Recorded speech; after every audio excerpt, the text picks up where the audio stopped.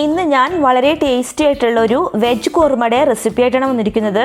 ഇതുണ്ടാക്കാനായിട്ട് വളരെ എളുപ്പമാണ്, വളരെ ടേസ്റ്റി ആയിട്ടുള്ള ഒരു കറിയാണ്. നിങ്ങളെല്ലാവരും തയ്യാറാക്കി നോക്കണം.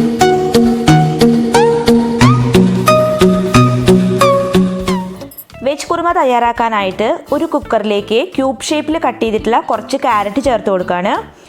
ഇനി അടുത്തതായിട്ട് ചേർത്ത് കൊടുക്കുന്ന വെജിറ്റബിൾ ഉരുളക്കിഴങ്ങാണ്. അതും ക്യൂബ് ഷേപ്പിൽ കട്ട് ചെയ്തെടുത്തിട്ടുണ്ട്. അതും കൂടി ഈ സമയത്ത് ഇതിലേക്ക് ചേർത്ത് കൊടുക്കുകയാണ്. ഇനി നെക്സ്റ്റ് ചേർത്ത് കൊടുക്കേണ്ടത് ഫ്രോസൺ ഗ്രീൻ പീസ് ആണ്. അതും കൂടി കുറച്ച് കഴുകി വൃത്തിയാക്കിയിട്ടുള്ള ഫ്രോസൺ ഗ്രീൻ പീസും കൂടി ഇപ്പോൾ ചേർത്ത് കൊടുക്കുകയാണ്. ഇനി ഇത് കൂടാതെ കോളിഫ്ലവറോ ബീൻസോ എന്ത് വേണമെങ്കിൽ നിങ്ങളുടെ ഇഷ്ടത്തിനനുസരിച്ചിട്ട് ചേർത്ത് കൊടുക്കാം. ഞാനിവിടെ ഈ 3 വെജിറ്റബിൾസ് മാത്രമേ ഉപയോഗിച്ചിട്ടുള്ളൂ. ഇനി ഇത് നന്നായിട്ട് വെന്ത് കിട്ടാൻ വേണ്ടിയിട്ട് ഇതിൻ്റെ മുകളിൽ നിൽക്കുന്ന രീതിയിൽ വെള്ളം ഒഴിച്ച് കൊടുക്കണം. കഷ്ണങ്ങളുടെ മുകളിലായിരിക്കണം വെള്ളം നിൽക്കുന്നത്. അതുപോലെ വെള്ളം ഒഴിച്ച് നന്നായിട്ടൊന്ന് ഇളക്കി കൊടുക്കുക. ഉപ്പിടണം എന്നുള്ളവർക്കാണെങ്കിൽ ഉപ്പിട്ട് കൊടുക്കാം, അതല്ലെങ്കിൽ കറി വെക്കുന്ന സമയത്ത് ഉപ്പിട്ട് കൊടുത്താലും മതി, എന്ത് വേണമെങ്കിലും ചെയ്യാം. ഇനി നമുക്ക് കുക്കറിനെ മൂടി അടച്ചു കൊടുക്കാം. ഇതൊരു 3 വിസിൽ വരുന്നത് വരെ നമുക്ക് വെയിറ്റ് ചെയ്യാം. ഈ സമയത്ത് നമുക്ക് അരപ്പ് തയ്യാറാക്കിയെടുക്കാം. അതിനായിട്ടൊരു മിക്സഡ് ജാറിലേക്ക് 1/2 കപ്പ് നാളികേരം ചിരകിയത് ചേർത്ത് കൊടുത്തു. ഇതിനൊപ്പം തന്നെ ഒരു 10 അല്ലി വെളുത്തുള്ളിയും കൂടിയും ചേർത്ത് കൊടുക്കുകയാണ്. കൂടെ തന്നെ ചെറിയൊരു കഷ്ണം ഇഞ്ചിയും കൂടിയും ചേർത്ത് കൊടുക്കുന്നുണ്ട്. ഇനി ഇതിൽ ഏറ്റവും ടേസ്റ്റ് കൊടുക്കുന്നത് ഇതിൽ കുറച്ച് അണ്ടിപ്പരിപ്പ് ചേർത്താലാണ്. അതുകൊണ്ട് ഒരു 10-12 അല്ലി അണ്ടിപ്പരിപ്പും കൂടി ഞാനിപ്പോൾ ചേർത്ത് കൊടുക്കുന്നുണ്ട്. ലാസ്റ്റായിട്ട് നിങ്ങളുടെ എരിവിന് ആവശ്യമായിട്ടുള്ള അത്ര പച്ചമുളകും കൂടിയും ചേർത്ത് കൊടുക്കാം. ഇനി ഇതെല്ലാം കൂടിയിട്ട് ഫൈൻ പേസ്റ്റ് ആക്കിയിട്ട് അരച്ചെടുത്തിട്ട് വരാം. അരപ്പ് നല്ല ഫൈൻ പേസ്റ്റാക്കി അരച്ചെടുത്തു. പക്ഷെ നമ്മൾ ഇതിലൊരു സാധനം ചേർക്കാൻ മറന്നുപോയിട്ടുണ്ടായിരുന്നു, പെരിഞ്ജീരകം. അതുകൊണ്ട് 1 ടീസ്പൂൺ പെരിഞ്ജീരകം കൂടി ചേർത്ത് ഒന്നും കൂടി അരച്ചെടുത്തിട്ട് വരാം. ഒരു പാൻ ചൂടാക്കാനായിട്ട് വെച്ചിട്ട് അതിലേക്ക് 2 ടേബിൾ സ്പൂൺ വെളിച്ചെണ്ണ ചേർത്ത് അതിലേക്ക് കറുവാപ്പട്ട പൊട്ടിച്ചത് ചേർത്ത് കൊടുക്കുകയാണ്. നെക്സ്റ്റ് ചേർത്ത് കൊടുക്കുന്നത് ഒരു 4 ഗ്രാമ്പൂ ആണ്. ഇനി ഗ്രാമ്പൂവിൻ്റെ എണ്ണം കൂടരുത്, 4 or 5 എണ്ണത്തിലും കൂടുതലാവരുത്, ഒരുപാട് കുത്തലാവും പിന്നെ കറിക്ക്. കൂടെ തന്നെ ഒരു 3 ഏലക്കായും കൂടി ചേർത്ത് കൊടുക്കുന്നുണ്ട്. ഇത്രയും സ്പൈസസ് മാത്രമേ നമ്മളിതിൽ ചേർത്ത് കൊടുക്കുന്നുള്ളൂ. പിന്നെ ഇത് വെളിച്ചെണ്ണയിലോ അതുപോലെ സൺഫ്ലവർ ഓയിലോ ഏതിൽ വേണമെങ്കിലും തയ്യാറാക്കിയെടുക്കാം, അതൊക്കെ നിങ്ങളുടെ ഇഷ്ടമാണ്.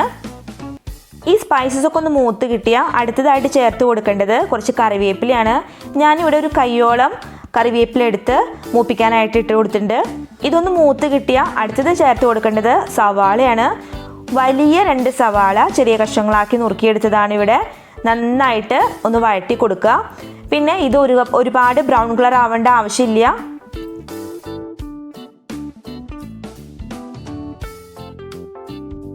സവാള ഒന്ന് വാടി കിട്ടിയ അടുത്തതായിട്ട് ഇതിലേക്ക് 2 തക്കാളി, വലിയ തക്കാളി നീളത്തിൽ നുറുക്കിയതാണ് ചേർത്ത് കൊടുക്കേണ്ടത്.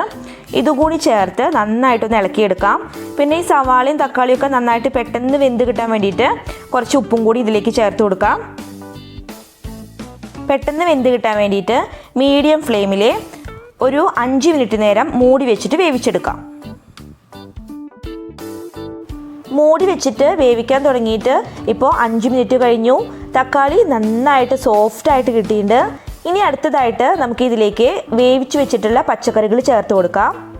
ആ വെള്ളത്തോടുക്കനെയാണ് ചേർത്ത് കൊടുക്കുന്നത്, വെള്ളം വാർത്ത് കളയൊന്നും വേണ്ട. വെജിറ്റബിൾസും തക്കാളിയും സവാളയും ഒക്കെ കൂടിയിട്ട് നന്നായിട്ട് ഇളക്കി കൊടുക്കാം. പിന്നെ നേരത്തെ ഉപ്പ് ചേർത്തിട്ടുണ്ടെങ്കിൽ ഇപ്പോൾ നിങ്ങൾ ഉപ്പ് ചേർക്കണ്ട. അപ്പോൾ നേരത്തെ ഞാനിവിടെ ഉപ്പ് ചേർത്തിട്ടുണ്ടായിരുന്നില്ല, അതുകൊണ്ട് ഇപ്പോൾ ഉപ്പ് ചേർത്ത് കൊടുക്കുകയാണ്. ടേസ്റ്റൊക്കെ ഇല്ലേന്ന്, ഉപ്പിൻ്റെ ടേസ്റ്റൊക്കെ കറക്റ്റ് അല്ലേന്ന് നോക്കുക. അതിനുശേഷം നമുക്ക് അരപ്പ് ഇതിലേക്ക് ചേർത്ത് കൊടുക്കാം. ഫൈൻ പേസ്റ്റ് ആക്കിയിട്ട് നമ്മൾ അരച്ച് വെച്ചിട്ടുള്ള അരപ്പാണ്, അത് ഇതിലേക്ക് ചേർത്ത് നന്നായിട്ടൊന്ന് ഇളക്കിയെടുക്കാം. ഇപ്പോൾ ഈ കുറുമ നല്ല കട്ടിയായിട്ടാണ് ഇരിക്കുന്നത്. ഇതിലേക്ക് കുറച്ച് വെള്ളം ഒഴിച്ചു കൊടുക്കേണ്ട ആവശ്യമുണ്ട്. ആ മിക്സിയുടെ ജാറ് കഴുകിയിട്ടുള്ള വെള്ളം കൂടിയും കുറച്ച് ഒഴിച്ചു കൊടുക്കുകയാണ്. ഒരു 1.5 ഗ്ലാസോളം വെള്ളം ഞാനിവിടെ ഒഴിച്ചു കൊടുത്തിട്ടുണ്ട്. ഇനി ഇത് നന്നായിട്ട് ഈ അരപ്പൊക്കെ തിളച്ച് അതിൻ്റെ ടേസ്റ്റൊക്കെ പച്ചക്കറികളിലേക്കൊക്കെ പിടിക്കണ വരെ നമുക്ക് വെയിറ്റ് ചെയ്യാം. അപ്പോൾ അതിനായിട്ട് മൂടി കൊണ്ട് ഒന്ന് അടച്ചു വെച്ചിട്ട് വേണം വേവിച്ചെടുക്കാൻ. ഒരു മീഡിയം ഫ്ലെയിമിൽ വെച്ചിട്ട് മൂടി കൊണ്ട് അടച്ചു വെച്ചിട്ട് വേവിച്ചെടുക്കാം. മൂടി ഒന്ന് തുറന്ന് നോക്കാം. ഇപ്പോൾ കറി നല്ല കട്ടിയായിട്ട് വന്നിട്ടുണ്ട്. ഇത് കറക്റ്റ് പാകമാണ്. ഇനി ഇതിലും കൂടുതൽ വെള്ളത്തിൻ്റെ ആവശ്യമില്ല. ഇനി നമുക്ക് ഫ്ലെയിം ഓഫ് ആക്കി കൊടുക്കാം. അതിനുശേഷം പച്ച വെളിച്ചെണ്ണ ഇതിന് മുകളിൽ ഒഴിച്ചു കൊടുക്കാം. അങ്ങനെ നല്ല രുചികരമായിട്ടുള്ള വെജ് കുറുമ തയ്യാറായി കഴിഞ്ഞു. നിങ്ങളെല്ലാവരും ഇതുപോലെ ഒന്ന് ട്രൈ ചെയ്ത് നോക്കി നോക്കണം. വളരെ ടേസ്റ്റി ആയിട്ടുള്ള ഒരു കറിയാണ് ഇത്. നമുക്ക് ചപ്പാത്തി, പത്തിരി, പൊറോട്ട എന്നിവയ്ക്കൊക്കെ ഒപ്പം കഴിക്കാൻ പറ്റിയിട്ടുള്ള അടിപൊളി ടേസ്റ്റുള്ള ഒരു കുറുമയാണ്. നിങ്ങളെല്ലാവരും ട്രൈ ചെയ്ത ശേഷം നിങ്ങളുടെ അഭിപ്രായങ്ങൾ കമൻറ്റ് ബോക്സിൽ അറിയിക്കാനായിട്ട് മറക്കരുത്.